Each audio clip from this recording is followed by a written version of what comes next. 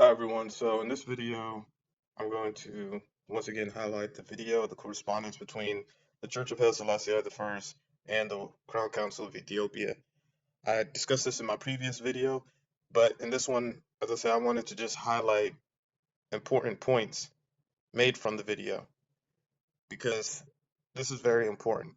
We have the EWF that was made defunct, and this is actually discussed in the official authorization letters on the page where we see in 1983, Crown Prince Selassie sends a letter to Jacinto Emmanuel Fox talking about how the Ethiopian World Federation, it started off on the right track, but it started eventually to veer off, and they were going to decommission the EWF and have the Imperial Ethiopian World Federation installed as the new umbrella by which all Rastafari movements can congregate under. So this is talked about in this letters, but again, I talked about this in my video and several videos actually. So I talked about it in the Church of Haile Selassie and Amha's Redemption. I talked about it also in Imperial Ethiopian World Federation. Hebrew Israelite Pillar replaces EWF, which is the Ethiopian World Federation. So two very interesting videos because again, some people often bring up Crown Prince Oscar Wilson, also known as Amha Selassie's record and his past. But as I talked about in my last video, the correlation between him and Peter is very significant. Peter made his mistakes, had his shortcomings, yet Christ still said that on this rock will I build my church. Here we also see that through Amha Selassie, who starts the IEWF, which is connected to the Church of Haile Selassie I, in 1983 it started. We see 4 years later the start of the Church of Haile Selassie I was formed by the international president and Rastafarian activist um, Jacinto Emmanuel Fox, who again was the international president of the Imperial Ethiopian World Federation. So we see how on that rock, just as with Peter, the Messiah, as in the advent of the Son, sets up the church. We see how Jesus Christ, also known as Yeshua, the Messiah, the Lamb, will use Peter as the vessel to carry out his legacy and build the church. So this is talked about in Matthew 16:18. And I say unto thee that thou art Peter, and upon this rock I will build my church, and the gates of hell shall not prevail against it. So now we see how with Matthew 16:18 that Peter carries out the objective, not the Messiah directly, but he being commissioned by the Messiah to set it up. We see how with Amha Selassie, son of His Imperial Majesty Haile Selassie I, and by default, as I talked about in my video, by being the son of Haile Selassie I, who is the representative of the Most High in the flesh, the Most High, the Spirit of the Father residing within him, he is the Son. So we see how he also represents the Messiah, being the Son of God, and that he would go on to use Jacinto Emmanuel Fox as the vessel to carry out the legacy of his father, as Yeshua the Messiah was doing the work of his father, as he says in the scriptures. We see Amha later on in his life carrying out the work. And even though Peter has his shortcomings, just as Amha did, he would still be commissioned to establish the Imperial Ethiopian World Federation, Inc. We see this through the authorization letters in 1983, and we would see that through Jacinto Emmanuel Fox being the rock that he would build the church. And we see this how Jacinto Emmanuel Fox was keeping correspondence with the Son through the letters that we see. And in the video, I'm going to highlight once again. We also see how he's named the international president of the Imperial Ethiopian World Federation. And we see how in the Royal Charter, it is Crown Prince Asfa Wilson, also known as Amha Selassie, who will go on to incorporate the documents, continuing on in the legacy of the father, Haile Selassie I. So Jacinto Emmanuel Fox will go on to establish the Church of Haile Selassie I, continuing on, fulfilling Matthew, once again, fulfilling Matthew 16:18. And I say unto thee that thou art Peter, and upon this rock I will build my church, and the gates of hell shall not prevail against it. We see, once again, this continued through Emmanuel Jacinto Fox. As it says in Zechariah 4:14, it says, Then said he, These are the two anointed ones that stand by the Most High Yah of the whole earth. Now, obviously, we know when you look up the meaning of Messiah, also known as Mashiach, it means anointed. So when it says these are the two anointed ones, there are two messiahs. So obviously we know the church believes, well, the Christian church believes, many of them, that Jesus Christ is the Messiah. Well, who's the second one? That is His Imperial Majesty. So once again, this would also be fulfilled through the commissioning process that leads to the Church of Haile Selassie I.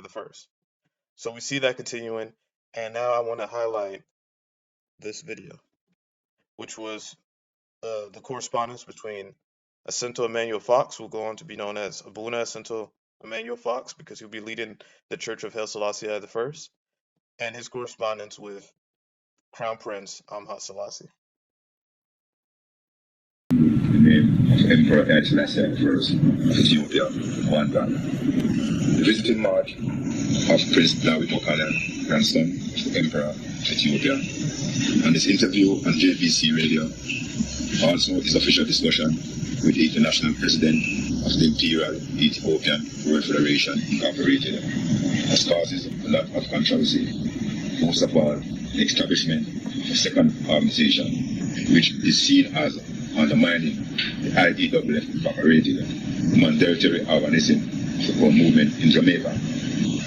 This behavior at a time when Rasta should be thinking of consolidating their efforts dealing with a free Ethiopia and not dividing the movement by the personal behavior of elements who has motivated Prince to oppose the platform established by the Emperor HAILESELASSIE I of Ethiopia, 1937. The meeting held with the different house of Rasta and the reactionary statement made by some supporters of the Prince created a situation wherein the international president had to visit London to report the whole development to the Crown Prince of Ethiopia, Prince Aswasan Haile Selassie, and the Crown Council.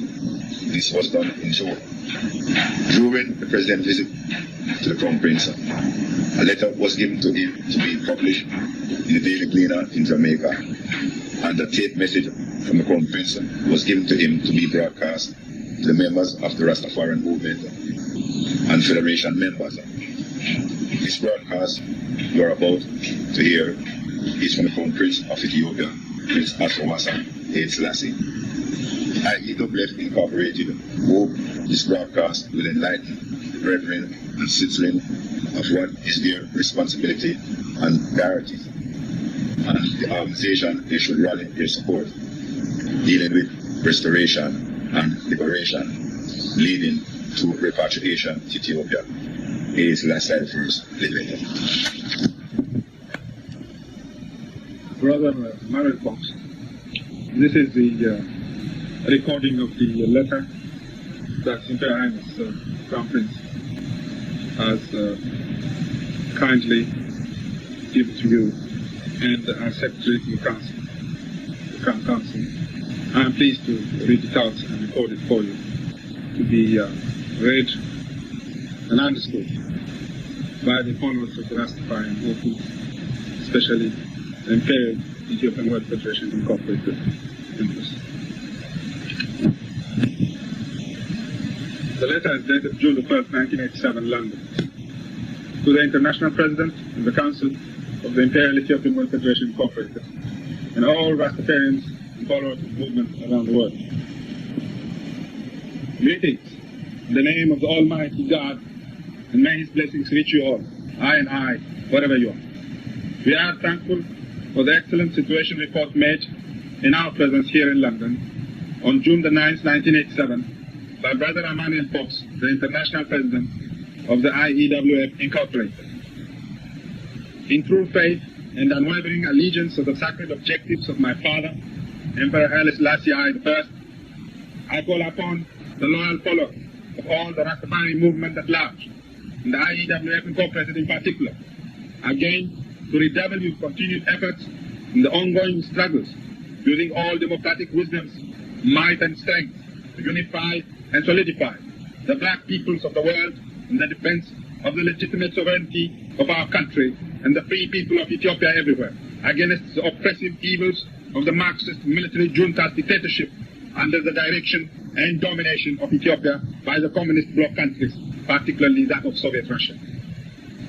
It is necessary also, at this stage, to restate the true wishes and sacred call of my father, Emperor Haile Selassie I, as made in 1937, for the black peoples of the world to unite, first, in the defense of Ethiopia's sovereignty, and second, the restoration of the constitutional monarchy of the House of King Solomon and the Queen of Sheba dynasty in Ethiopia, and finally, to promote and legitimize the right of repatriation of all black people to the motherland. This sacred call is very much valid and alive more than ever today.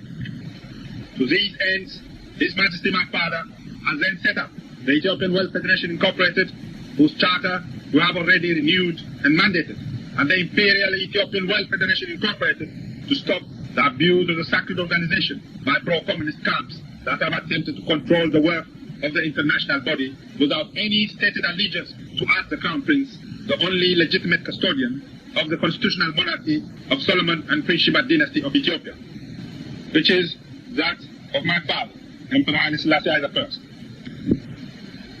It is therefore essential and should be known publicly that the IEWF Incorporated is charged to organize, protect, and manifest the sacred goals and objectives, and truly represent the Rasta movement at large, democratically and politically, and embrace the grassroots members of the movement at their own parishes by seeking representations from their own organizational bodies. Unity in diversity shall be the democratic goal of the might and strength of the Rasta movement at large, loyal to its cause and the Imperial House. We therefore ask you all Rastas again to unify and solidify your efforts at the top by being represented in the Council of the IEWF Incorporated under the umbrella of the renewed charter.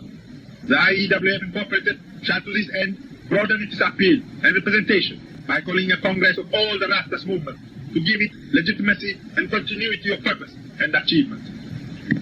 Finally, we are pleased to note the program to establish worldwide chapters and the provisions planned for the headquarters to be built in Jamaica. We also note with appreciation all the detailed activities as reported to us personally. It suffices therefore to say that any other person, prince or no prince, or representative of any organization claiming to represent the Imperial House and attempting to deflect the loyalty and purpose of the work of the Rasta movement in our name is to be ignored and treated with contempt. We are not a party to, nor know of any such body or person seeking your cooperation in the name of our Imperial House.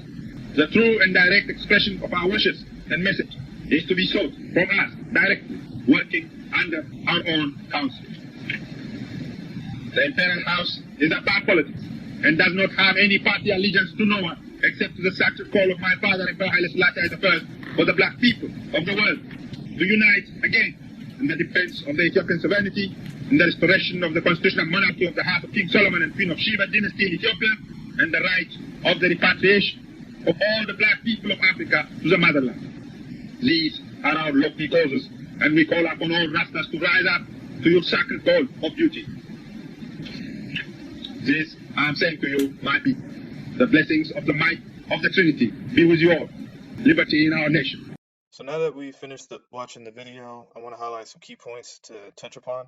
Now, I put them in a document on LibreOffice, and what I want to highlight first would be the sacred call of His Imperial Majesty Haile Selassie I. So now I added some things to the 3 points that he makes, which is, black people around the world must unite. But instead of saying the black people, because if you would just said Hebrew Israelites or, utilize another term, then it would have probably went over a lot of people's heads because they wouldn't have realized, we are the true Hebrew Israelites.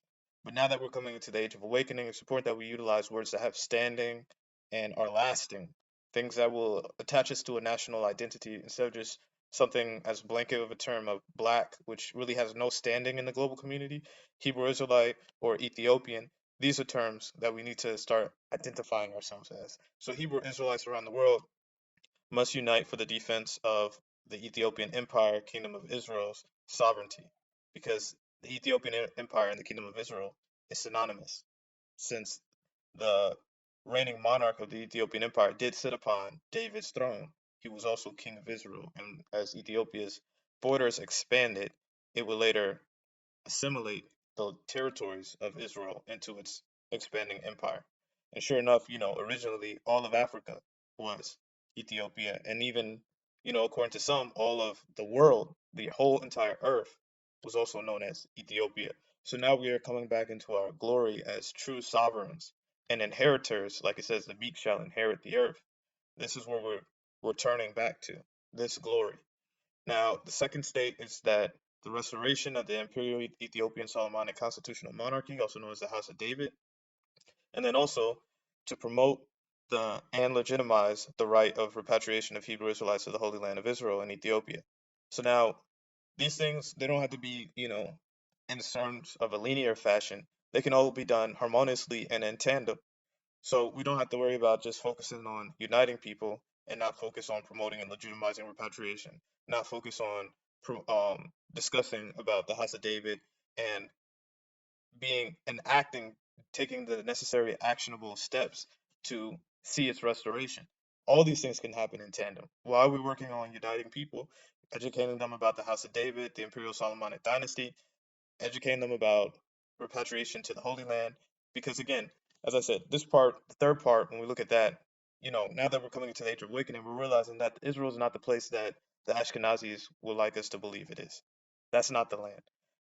We're starting to realize that the true land is actually located in Ethiopia and also Eritrea.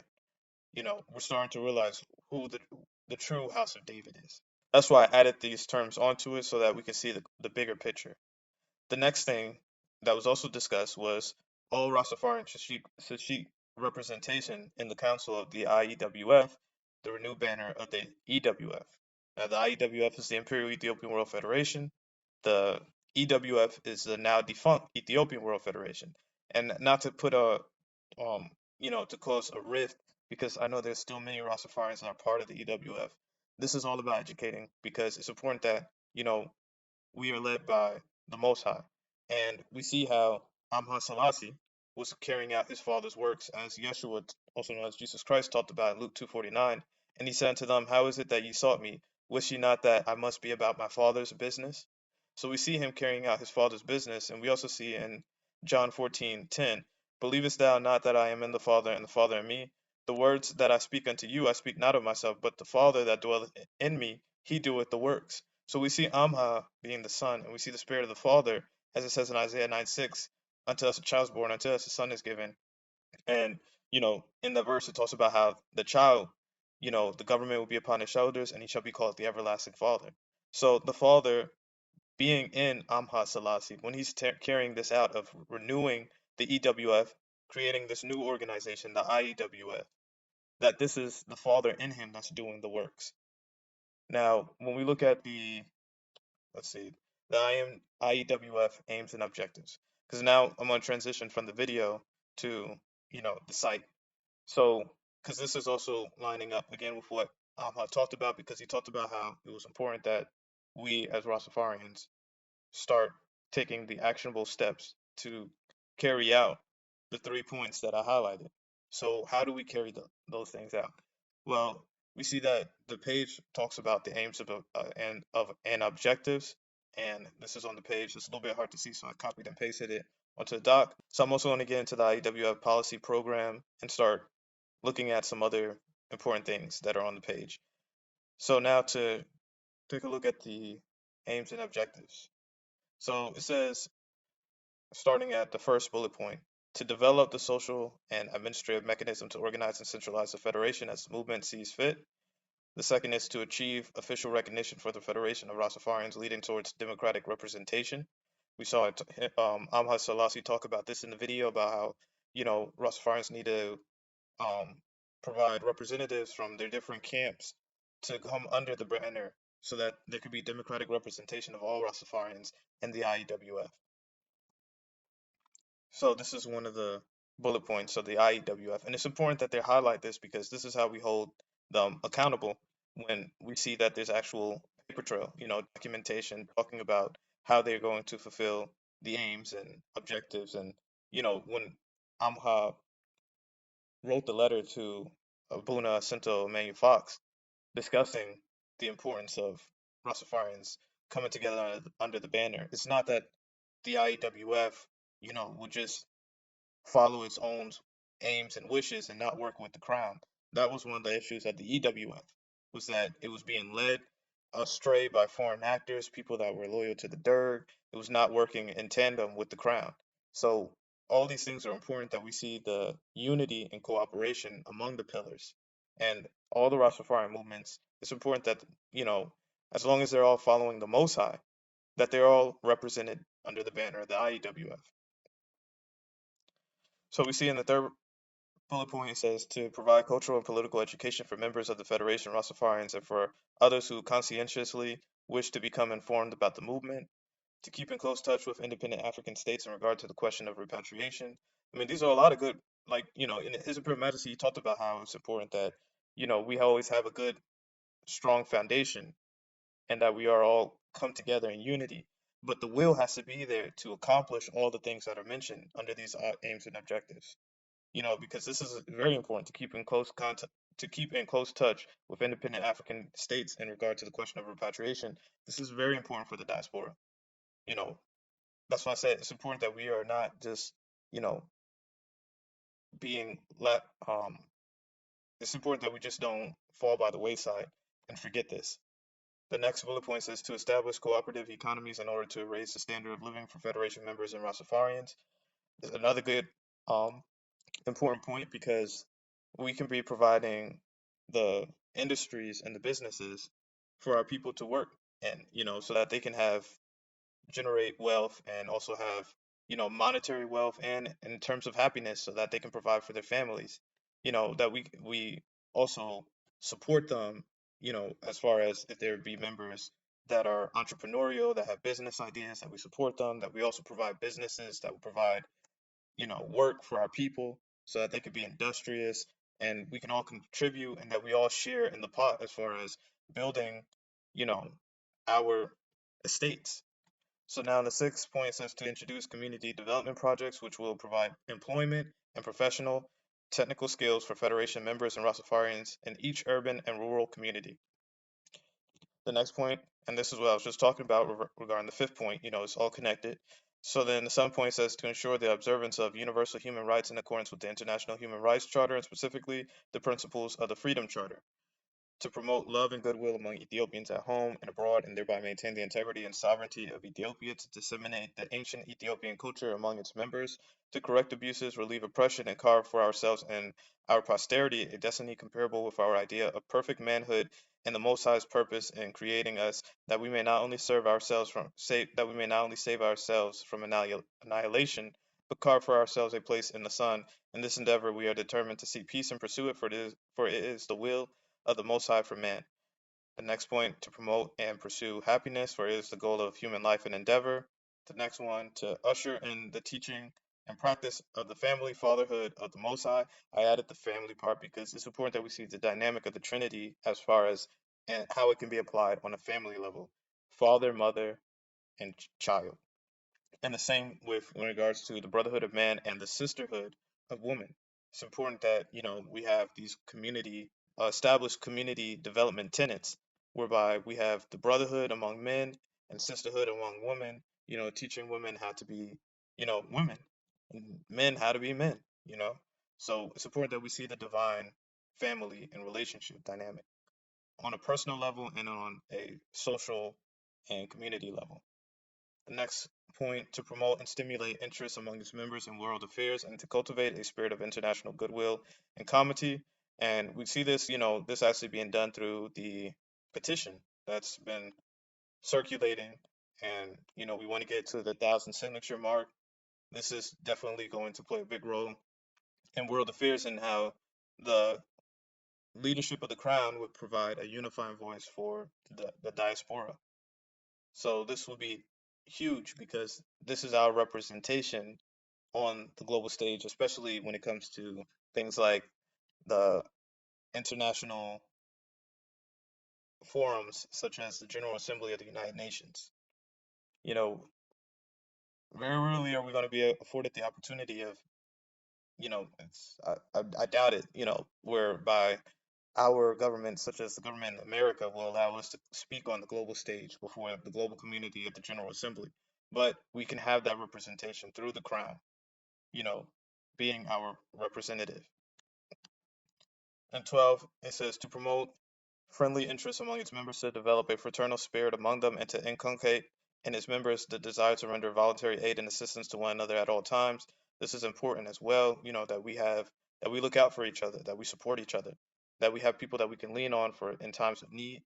And in the 13th point, it says to encourage its members to develop interest and pride in democratic institutions and to promote democratic principles and ideals. This was important because when we look at Democrat, just getting the West outside, of our minds and Europe and stuff, just looking at it from the point of being able to have equal representation. People should be afforded at least some say in matters when it comes to, making decisions for the community. We should all have a role to play, a vote, as you will. So the democratic institutions that's that key part, that we have a say, that we all have a role to play in the community, in nation building and empire building, kingdom come. So in the 14th point, which I added this part, sovereignty for the Ethiopian Empire, Kingdom of Israel, and Ethiopian Hebrew Israelites globally. This is important because right now, especially people among the diaspora, we do not have sovereignty. We don't have standing. Status as human beings that, we're created in the image of the Most High. Yes, on natural, in terms of natural law, yeah, we do have standing. But when we come under the straw man, when we come under the legal government, when we following their pattern of the way that the justice system is run and the way that the government is run, then we are just citizens. And as citizens, our rights are very limited. Obviously we do have some protections, but as far as protections of being sovereigns, children of the Most High, we're not able to get that. And we're not going to be able to get that, not under the Babylonian form of government. This is something we had to liberate ourselves from, Babylon.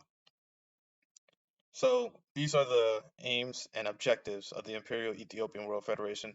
And obviously I added some because I think that these things is more so of a working aims and objectives. Something that, we all have to take it upon ourselves to apply in our day-to-day lives. And moving forward, as I said, realizing that when it comes to these organizations, a lot of them are moving in their own way because they have been moving their own way for decades. And then here we come and we're looking for something, a path. And some of these organizations, a lot of them have become stagnant. And this is what I talked about in the revival, why it's important that we have a revival. It's important that our people realize, okay, let's go ahead and internally restructure ourselves, and then we can move forward in the right direction, centralize and organize, as the Most High told us. And if there are some that are not willing to move forward, then we have to move forward and pray that, the Most High will give them the spirit that will cause them to move forward. And eventually we can come together. But right now, and this is where it goes back again to that verse that I constantly talk about in Zechariah chapter 12, how the Most High will save the tents of Judah first. And this is, the banner of that, with the imperial crown, the seven flames representing the Star of David, and the Lion of Judah carrying the cross scepter with the Ethiopian tricolor, green, gold, and red.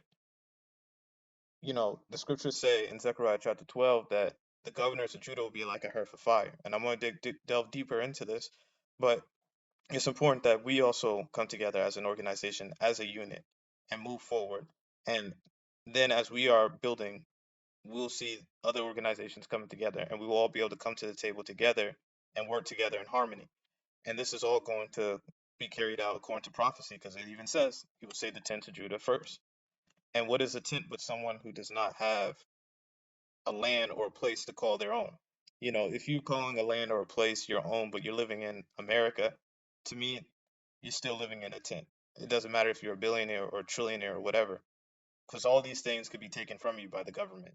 No matter how many weapons you build, because the weapons all, at the end of the day, that's all Babylon. So it's important that we build ourselves. So when it comes to us developing an organization, I think it's important that we take a lot of these things and apply them, because this will make it easier when it comes to us coming back together again and uniting when the time is right, because there's a time and season for everything under the sun. That there's a lot of stuff that we can utilize when it comes to the aims and objectives. And I do see that it's going to be very important that we work together with the Imperial Ethiopian World Federation, Church of Haile Selassie, and of course the Crown Council of Ethiopia.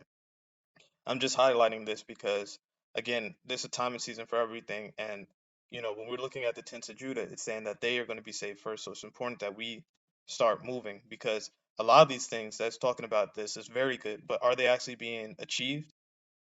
If these things are not being achieved, then it's up to us to actually start manifesting them, and we can start doing the works. When we look at the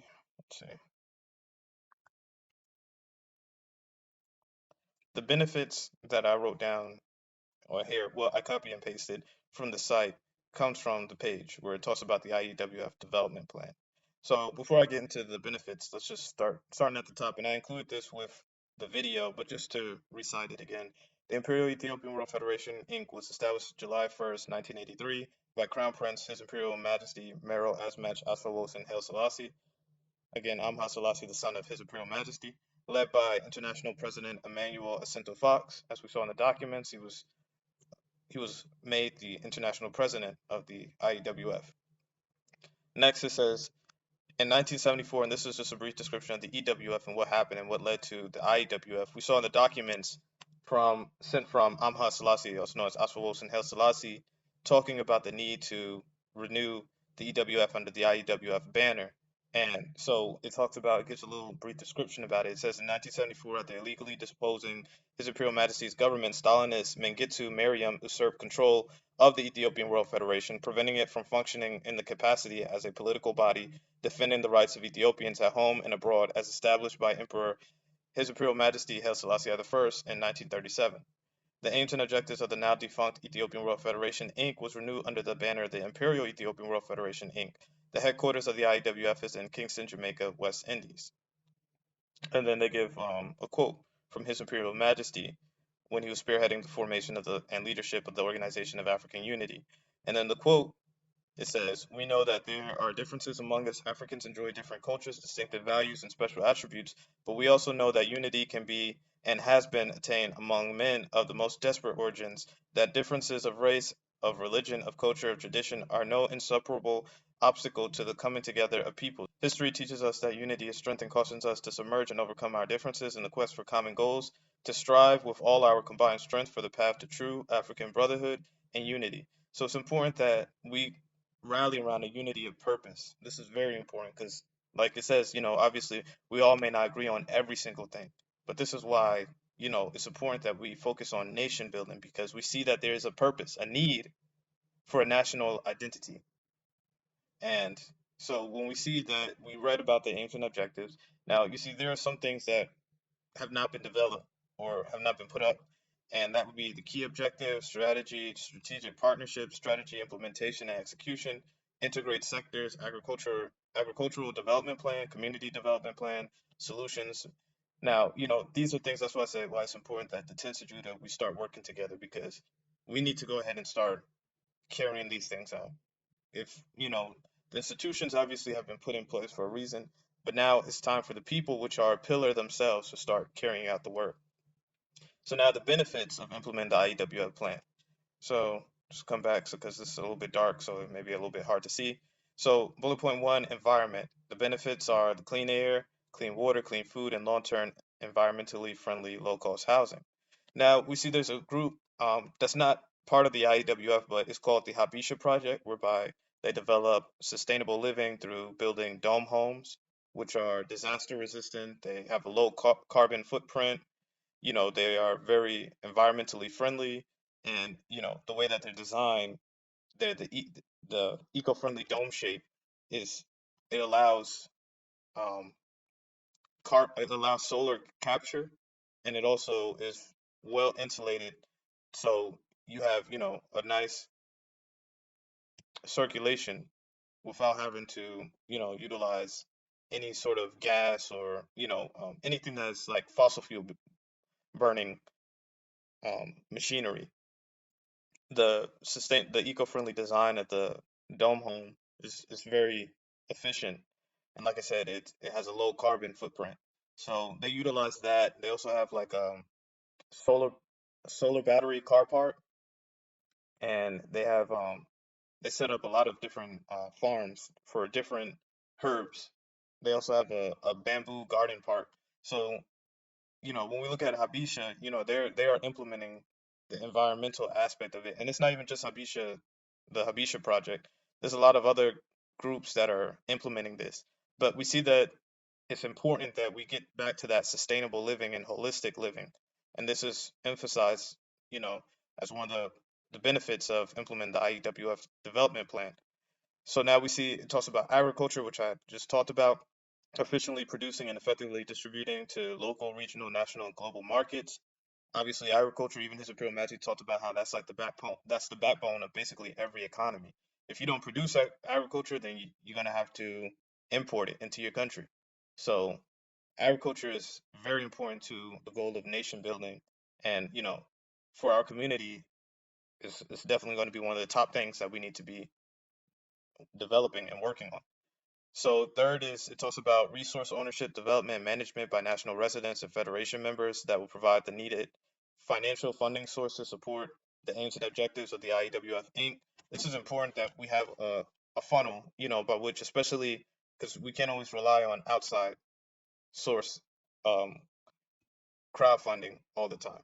It's important when you're building a nation, people are going to be looking like, okay, start building, relying on your own people. So, as a people, when we start coming together, it's important that we are putting our funds together, pooling them together, our resources, and that as a result, we focus on, like it talks about resource ownership and equal ownership, that we all get a piece of the pie, that we all are able to feed, we're all able to benefit together. Even if one person's putting 100,000 and another person's putting just 1,000 or $10, if that's all that they have, obviously. We shouldn't be trying to hold back money and see what everybody else is throwing in. We have to really believe in this. And this is very important. If you haven't read the book of Acts, I urge you to read it because this is exactly what we need to get back to, community ownership and resource ownership. And like it says, the management needs to be done by the members, by the people that are building the nation. They're the ones that need to be managing it. Nobody outside should be managing this. Four says fair distribution of employment opportunities for national residents and financial and federation members locally, regionally, and nationally. So everybody, like I said, for the people that are entrepreneurial, that want to start businesses, we need to support them. If we're able to start businesses together, that's also great. Because when we're starting businesses, it provides employment opportunities and work for the members, for the people of our community, and this is important because to become a nation, we have to become financially independent. We can't be relying on handouts. So the next step, it's also about cost-effective, efficient, reliable, and environmentally friendly transportation for both people and goods. This is important, especially as we're coming to the land. We need to have our own forms of transportation. Again, this is why it's important to pool our funds together because with that we can buy transportation like shuttle buses so that we can, shuttle our people to and fro wherever they need to go.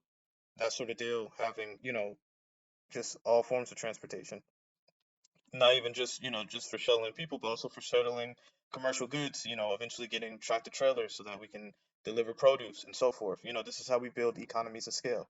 And the sixth point, it says access to affordable agricultural supplies for local, regional, and national farmers, which is very important.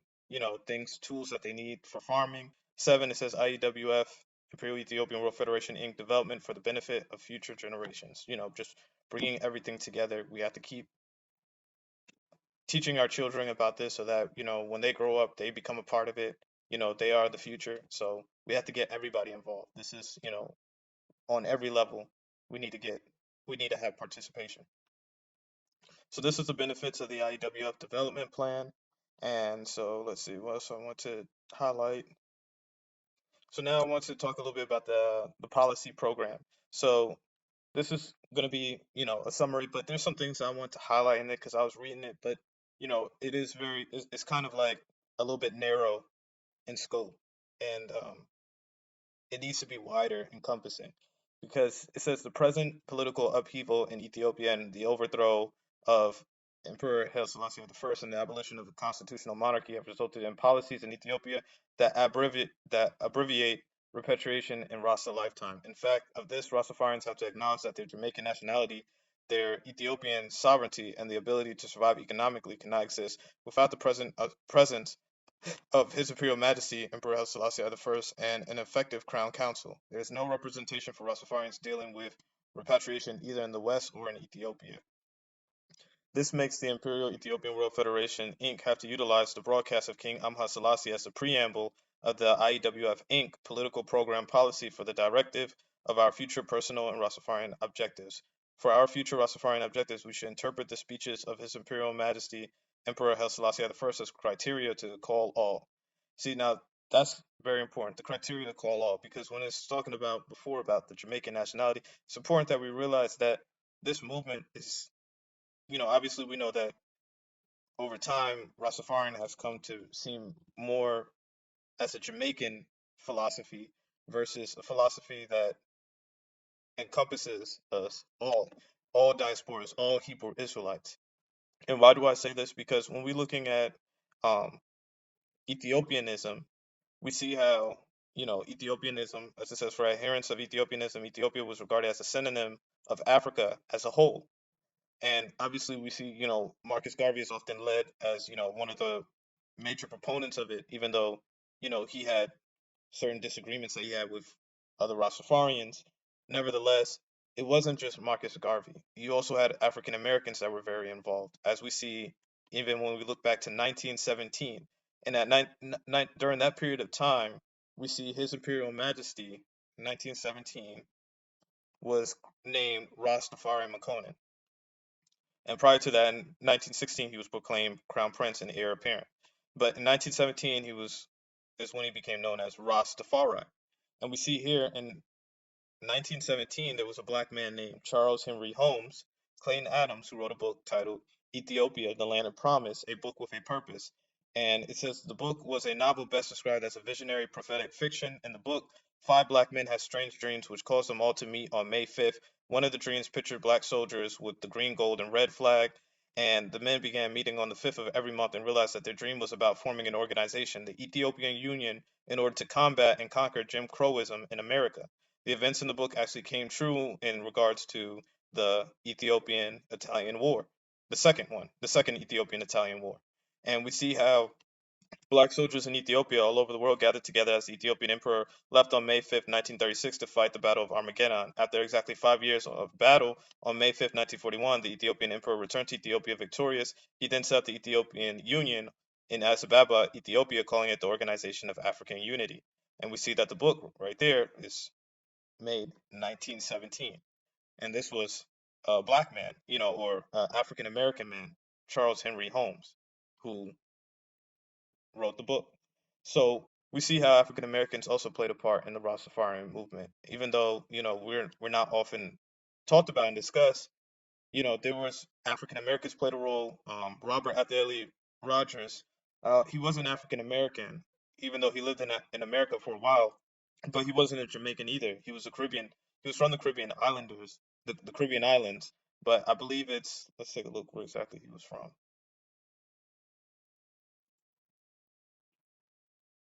He was born in Anguilla.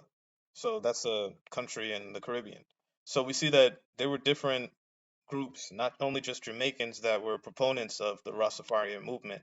And this is a very interesting article to check out whenever you get a chance, as it says May 5th, the most important day in the 20th century, and evidence that the ancestors of African people communicated to their descendants on Earth and shaped world events. So it's definitely a very interesting read. But just to go back to the policy program, like I said, it's important that we understand. And then also another thing is this: one of the leaders of the Rastafarian movement, Leonard Howell, who is Jamaican, he talked about how, let's see where it's mentioned at. Here, there's a quote from him where he talked about speaking on critically of slavery, claiming that the white man stole Africa from the Africans and that black people should think that Africa is their home, not Jamaica. So we need to renounce all of these nationalities that have been placed on us by the oppressor and come into our full standing as Ethiopians, as Hebrew Israelites. Return to that standing, which is lasting, so that we can take back the earth, as it talks about the meek shall inherit the earth. So it's important that we return to that, and it starts in the mind, and then from there it's carried out in action. So to go back to the policy program, it says, let's see, Rastafarians together to consolidate something meaningful such that the world will see a meaningful effort from the Rastafarians worldwide after over a decade of spiritual and passionate dream of the Rastafarian during his lifetime. Rastafarian beliefs were born out of politics from 1916, that going back to, where I talked about how His Imperial Majesty is made Crown Prince in 1916, and then 1917 we see him become Rastafari, and we see an explosion within the consciousness of our people coming to the realization and having this awakening of their consciousness to enlightenment and understanding the divinity in the flesh of His Imperial Majesty, and also realizing it within themselves as well. So we see that Rastafarian beliefs were born out of politics from 1916 to today. We have to unite, and that can only come through the 1993 broadcast of King Selassie, which I believe we had just listened to earlier, to Rastafarians, that those that love justice and hate aggression. We have to create an effective, organized policy program through farming to consolidate our economic viability. Spiritual change through tradition and custom must be modified to ensure the community of Rastaism. The Rastafarianism is older than the two political parties in Jamaica. We have to go back to the blackboard and accept that repatriation became our passionate desire and made us forget ourselves as the economic man and the quest of our political responsibility, and not only our spiritual life today. After the advent of 1974 to 75, we are frustrated because we are still preaching repatriation and there is none, as there is no political mechanism set up outside the IEWF Inc. with opposition from other Rasta organizations who are living in the past. How can we survive in the 21st century with just sentiments? We will have to call a conference and accept the leadership of the Imperial Ethiopian World Federation Inc. in the political program. The IEWF Inc. contested 3 general elections in Jamaica. We have an elementary school, a medical center, a temple worship oneness. We also have a farming project ongoing with over 10 acres of land to plant, reap, and become economically viable. We believe that if we have a conference, it will result in finding people who want to contribute something meaningful. Jamaica is a democracy in Jamaica, then we must put it on trial. We have to participate in politics to ensure our political, economic, and spiritual survival.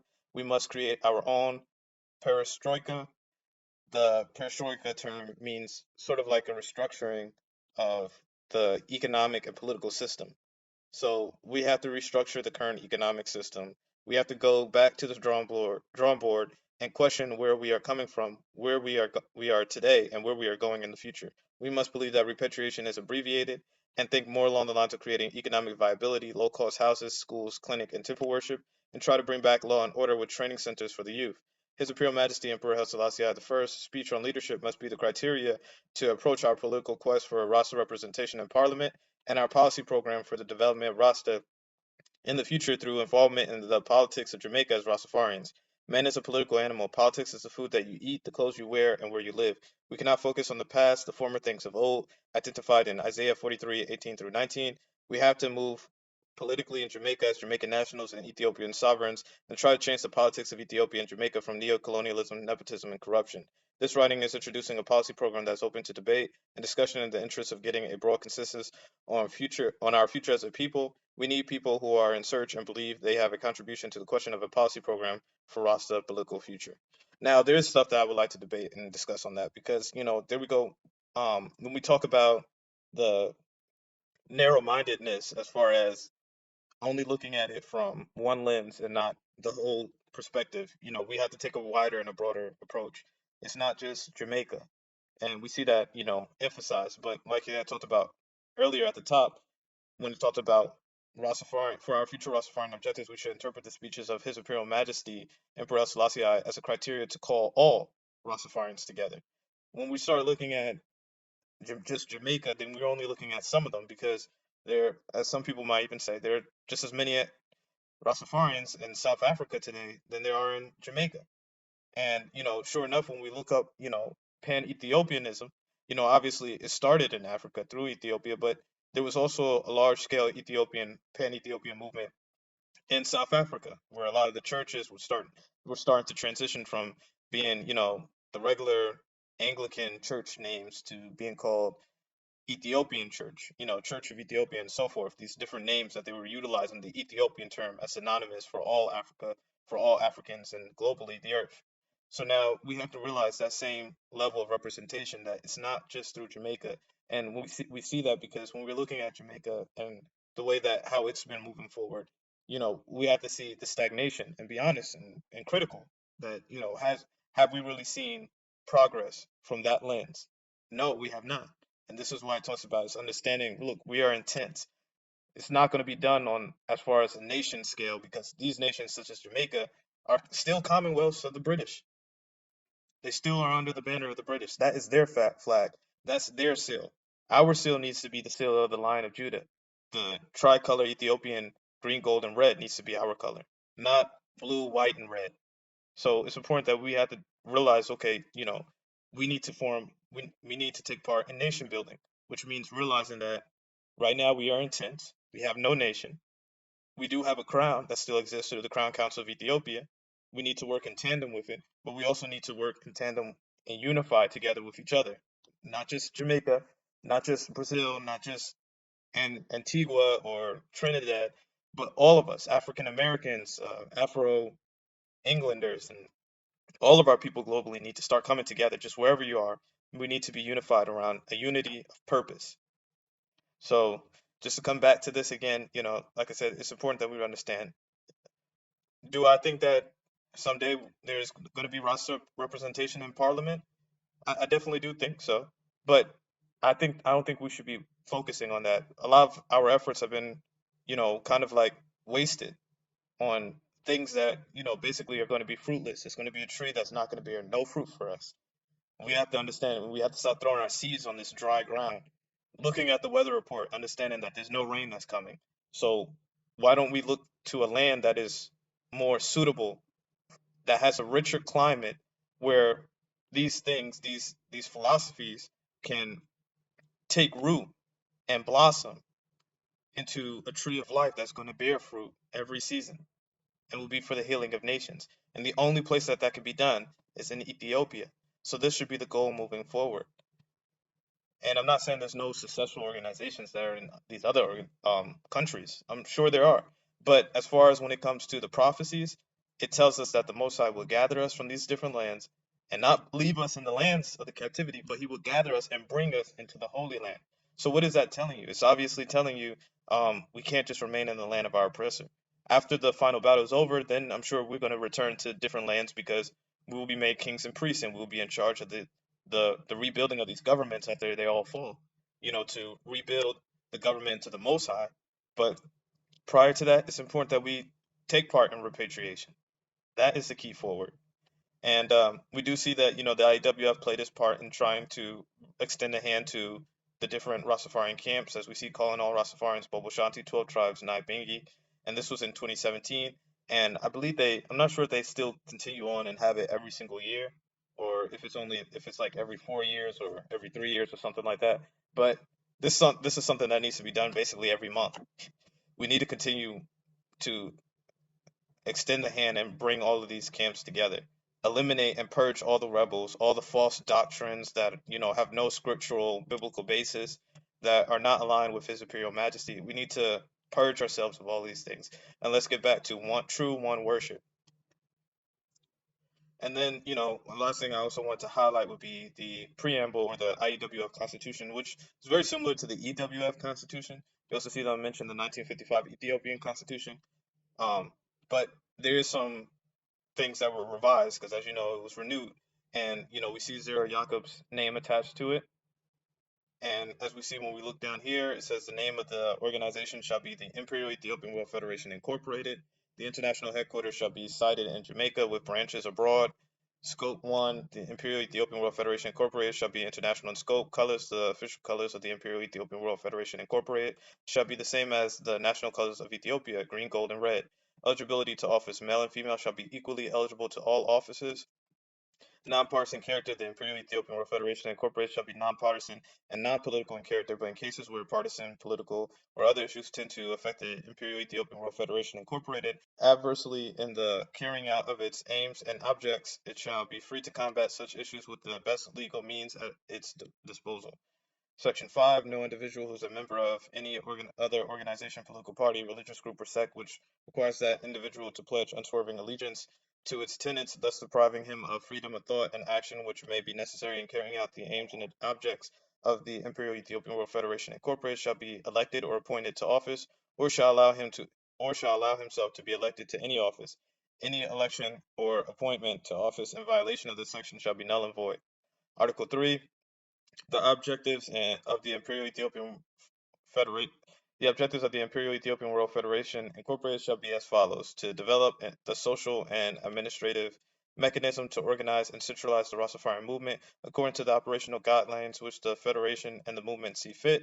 So now we see this is one of the a major departure from the standard Ethiopian World Federation constitution in how we actually see the mention of Rastafari within the Constitution. You don't see that in the standard Ethiopian World Federation, a mention of Rastafari. So we clearly see that it is the renewed banner of the EWF. And then in Part B, it says, to achieve official recognition for the Federation, Rastafarian leading towards democratic representation, to provide cultural and political education for members of the Federation and the Rastafarian movement, and for others who conscientiously wish to become informed about the movement, to keep in close touch with independent African states in regards to the question of repatriation, to establish cooperative economies in order to raise the standard of living and Rastafari members in general, to introduce community development projects which will provide employment and professional skills for Federation and Rastafarian in each urban and rural community, to ensure the observance of universal human rights in accordance with the International Human Rights Charter and specifically the principles of the Freedom Charter, to promote love and goodwill among Ethiopians at home and abroad, and thereby to maintain the integrity and sovereignty of Ethiopia, to disseminate the ancient Ethiopian culture among its members, to correct abuses, relieve oppression, and and carve for ourselves and our posterity a destiny comparable with our idea of perfect manhood and the Most High's purpose in creating us, that we may not only save ourselves from annihilation, but carve for ourselves a place in the sun. In this endeavor, we determine to seek peace and pursue it, for it is the will of the Most High for man, to promote and pursue happiness, for it is the goal of human life and endeavor, to usher in the teaching and practice of the fatherhood of the Most High and the brotherhood of man, to promote and stimulate interest among its members in world affairs, and to cultivate a spirit of international goodwill and comity, to promote friendly interest among its members, to develop a fraternal spirit among them, and to inculcate in its members the desire to render voluntary aid and assistance to one another at all times, to encourage its members to develop interest and pride in democratic institutions, and to promote democratic principles and ideals. May the Most High help us to accomplish these aims and ideals. So basically, going forward from Article 3, it lines up with the aims and objectives. So, I want to highlight this because, again, we see the great noble aspects of the IWF, and that's why I say it's very important. And even when I developed one of the logos of the four pillars, we see how, you know, very important to highlight. You have obviously the crown. We have the Imperial Ethiopian World Federation, the Crown Council of Ethiopia, the Church of HAILESELASSIE I. In the midst of the cross, we see His Imperial Majesty and the Lamb, symbolizing Yeshua. And then at the bottom, we also see the Tens of Judah logo, and as it says, crown and cross. So, like I said, I feel like I know that these organizations are all important, but it's important that we also right now we can start working on things together as a people. And as the Tents of Judah, we are also an organization and a pillar within this. We have a role to play, and we see that throughout the scriptures. But like I said in Zechariah 12:7, we have a major role to play. It's when we are liberated that we see the glory or the Tiferet, as we see, in the name Rastafari.